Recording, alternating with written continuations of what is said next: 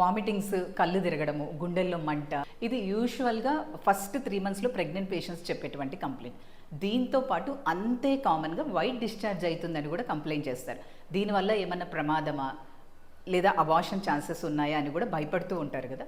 ఇది యూజువల్గా thin Milky white secretions లాగా ఉంటుంది.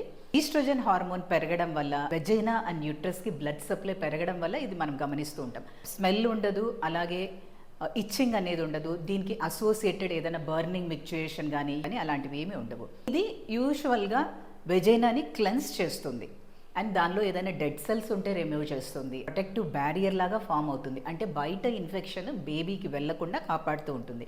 And at the same time most important vaginal పీహెచ్ని మెయింటైన్ చేస్తుంది, అంటే వెజైనాలో ఉన్నటువంటి మైక్రో బ్యాక్టీరియం అంతా కూడా బ్యాలెన్స్లో పెడుతుంది ఇది. సో మీరు ఎలాంటి టాంపూన్స్ కానీ లేకపోతే వెజైనల్ వాష్ కానీ ఎనీ పర్ఫ్యూమ్డ్ వైప్స్ కానీ ఏది యూస్ చేయాల్సిన అవసరం లేదు. రెయిన్ వాటర్తో క్లీన్ చేసుకుంటే ఆర్ మైల్డ్ సోప్తో క్లీన్ చేసుకుంటే సరిపోతుంది. And this is very very common in first trimester.